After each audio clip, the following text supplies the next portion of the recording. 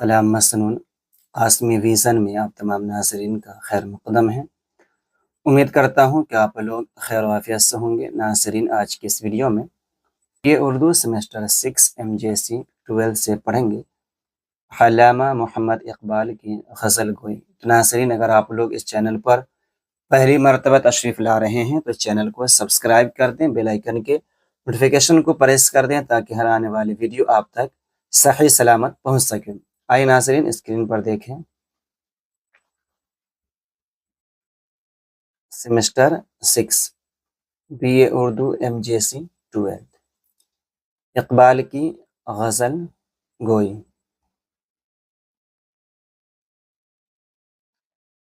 इकबाल की शायराना खूबी आम तौर पर उनकी नज़मों में तलाश की जाती है।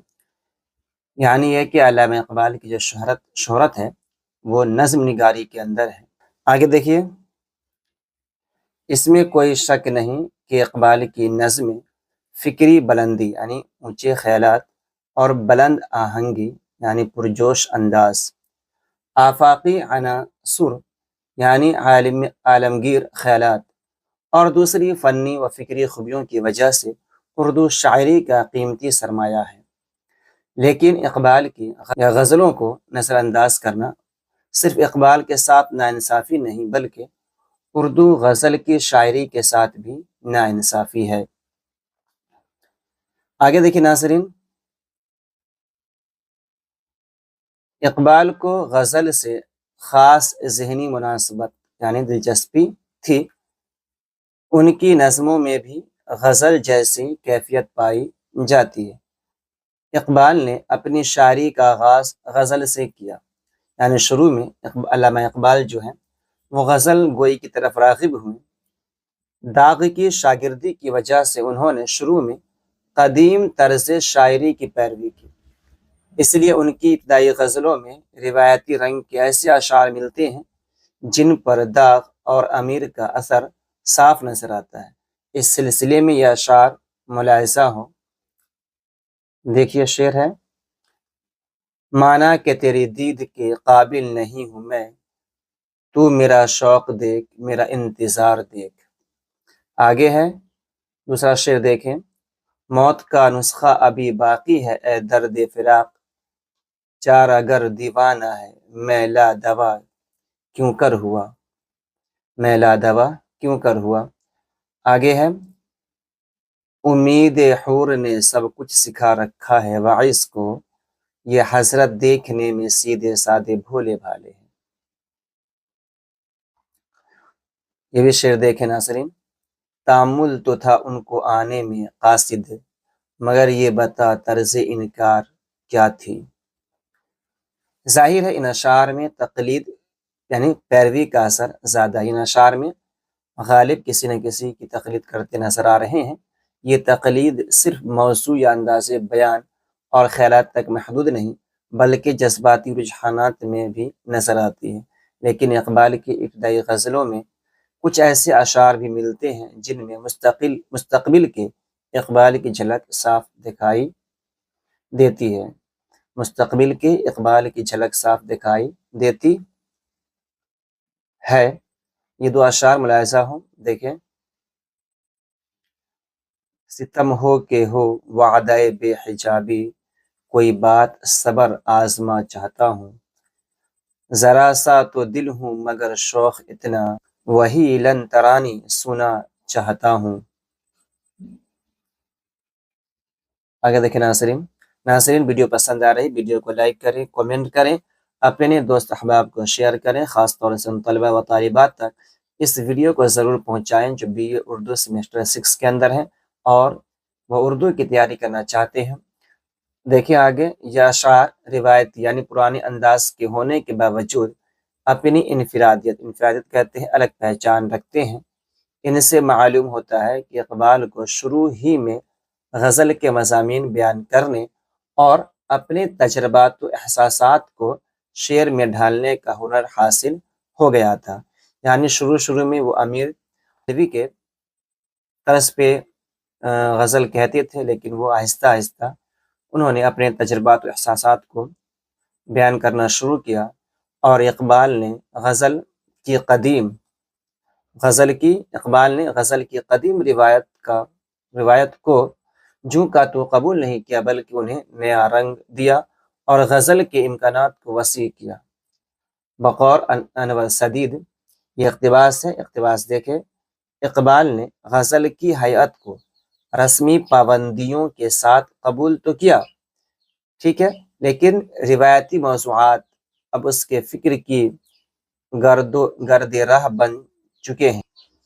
یعنی اقبال فنی طور پر پابگل ہونے کے باوجود فکری لحاظ سے آزاد فضاؤں میں اونچی پرواز کی طرف مائل ہے، اور یہاں صرف اس کا لہجہ ہی بدلا ہوا نظر نہیں آتا، بلکہ اس کی غزل کا ذائقہ بھی دوسروں سے مختلف ہے، جو نئے ذہن کو متاثر بھی کر رہا ہے اور اس کو نئے ڈھب پر چلنے کی دعوت، نئے ڈھنگ ہونا چاہیے۔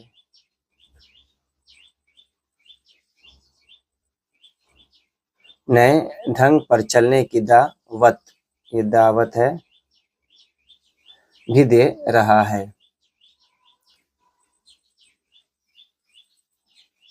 غرض یہ ہے کہ اقبال نے غزل کی قدیم روایت کو نیا انداز اور فکری تازگی دی اور غزل کے دائرے کو وسیع کیا۔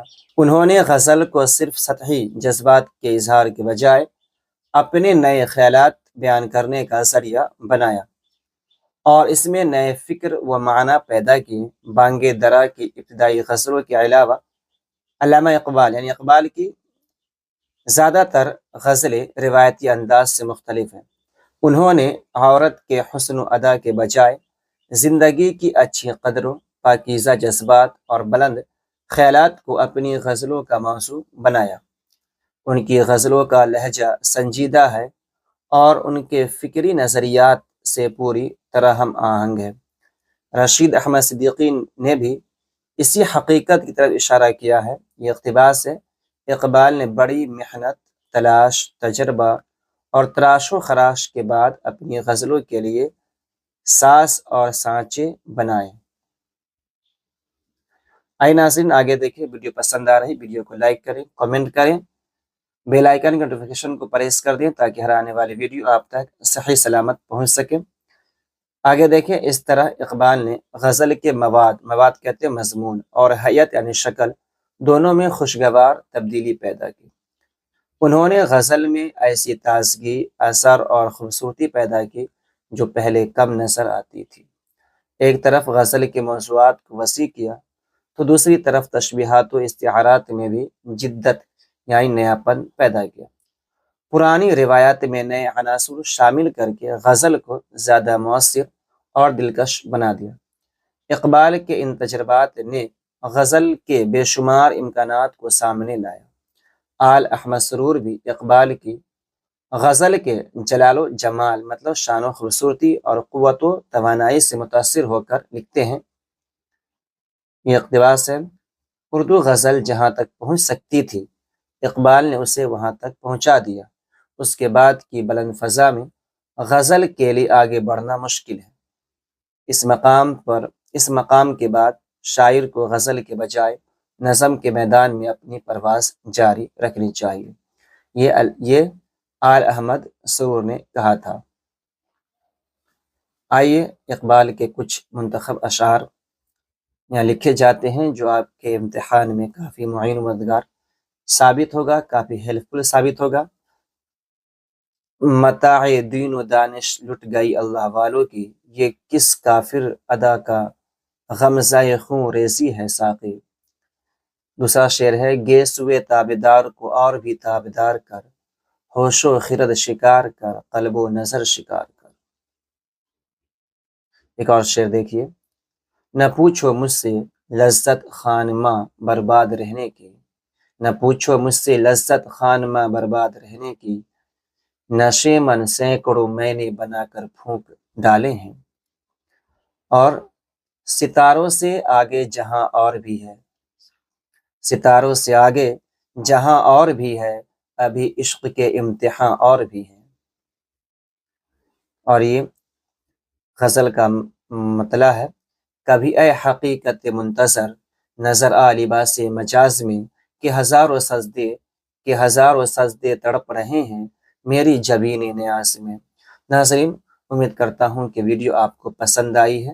ویڈیو اگر پسند آئی ہے تو ویڈیو کو لائک کریں اور اپنا تبصرہ کمنٹ کر کے ضرور دیں، اور اپنے دوست احباب تک اس ویڈیو کو ضرور پہنچائیں، تو اسے شیئر کریں، اور اگر ابھی تک سبسکرائب نہیں کیے ہیں تو اس ویڈیو کو سبسکرائب کریں۔ ناظرین، ملتے ہیں اگلی ویڈیو میں، جب تک کے لیے خدا حافظ۔